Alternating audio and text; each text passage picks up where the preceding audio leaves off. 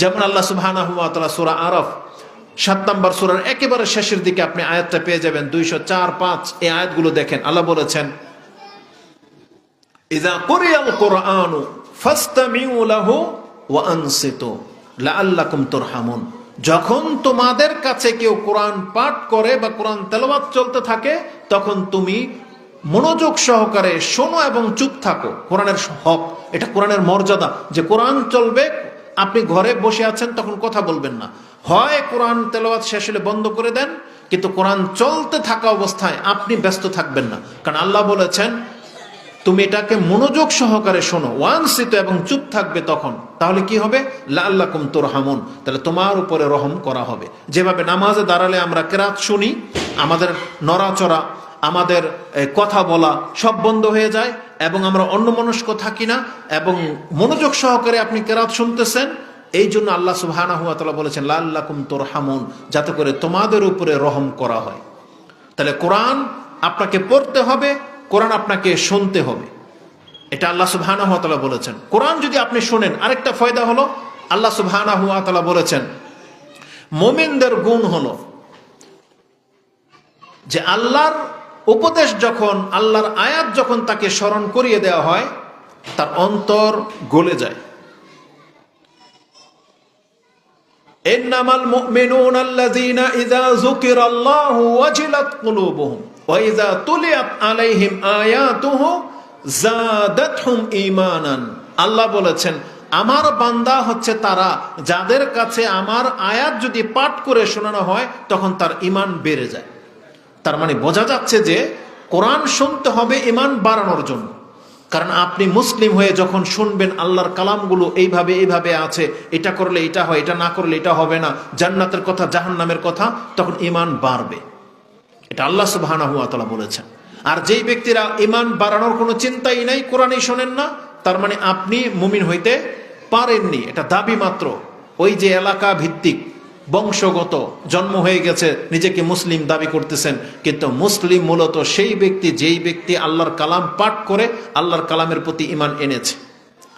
আপনি যদি আল্লাহর কালামের প্রতি ঈমান আনেন এবং পাঠ যদি করেন, এটার সবচেয়ে বড় উপকার কোরআন যেটা আপনাকে করবে সেটা হচ্ছে কবরে। এটা অত্যন্ত সেন্সিটিভ একটা ব্যাপার। পৃথিবীর এমন কোনো মানুষ নাই যে হাদিস না জানে যে কবরে যে তাকে প্রশ্ন করা হবে। প্রশ্ন করা হবে না? এই তুমি মাঝখানে টুইটার সামনে আসো, আসো।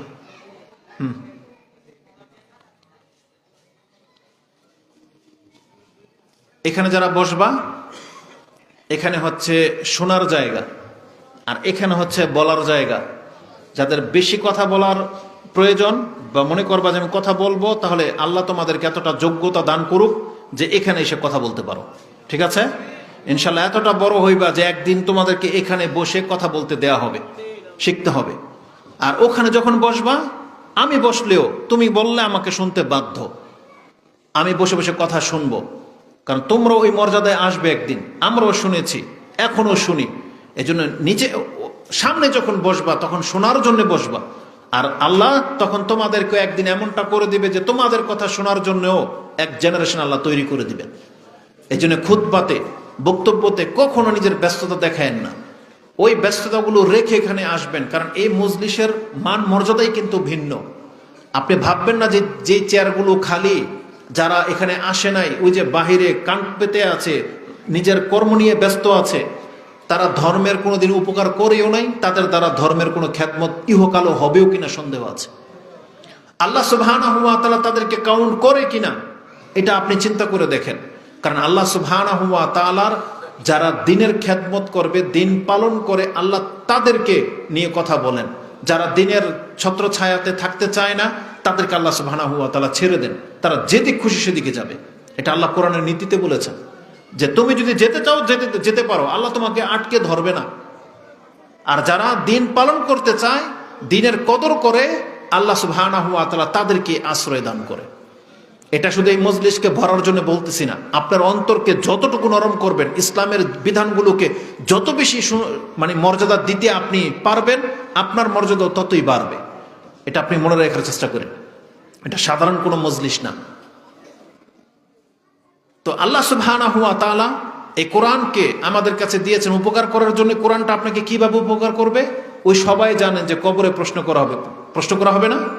কি কি জিজ্ঞেস করা হবে বলেন? কবরের প্রশ্ন কি? মান রাব্বুকা, তাই না? তুমি মাদ্রাসায় পড়ো, ওই যে ছেলেটা মাদ্রাসায় পড়ছো, তুমি আরবি পড়ো, আরবি বোঝো, মানে আচ্ছা আগে মাদ্রাসায় পড়ছো। আর কে বললো মান রাব্বুক? ও যে ওকে তো আমি এমনি জিগাই নেই, কারণ কেন জানেন? এটা একটা সাধারণ মানুষ, আমি কিন্তু আরবি পারি না, আমি আরবিতে কিন্তু এক্সপার্ট না, কিন্তু আমি ওর মতন এতটা বুঝি যে কবরে জিজ্ঞেস করা হবে কি মান রাব্বুক। এটা একটা বাংলা শব্দ না?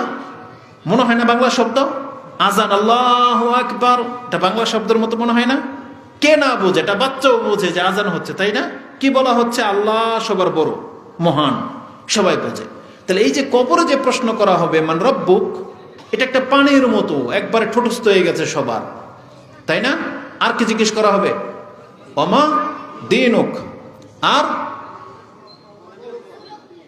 দুইটা প্রশ্ন করা হবে, মান হাযার রাজুল আল্লাযী বুইসা ফীকুম, অথবা বলা হবে মান নবিয়ুকা, তোমার নবীকে। ওই একই কথা, নবীকে দেখিয়ে দেয়া বলা হবে মান হাযার রাজুল আল্লাযী বুইসা ফীকুম, এটা কে? সেই ব্যক্তি যাকে তোমাদের কাছে নবী করে পাঠানো হয়েছিল, কি নাম তার? জিজ্ঞাসা করা হবে। উত্তরও তো সহজ, উত্তর সহজ না? সবাই কিন্তু মুখস্থ রাখে। কি উত্তর? যে আমাকে যদি জিজ্ঞেস করে মান রাব্বুক, আমি বলতে রাব্বি রাব্বি আল্লাহ, দীনি আল ইসলাম, ওয়া হাযা রাসূলুল্লাহ, তাই না? একদম সহজ।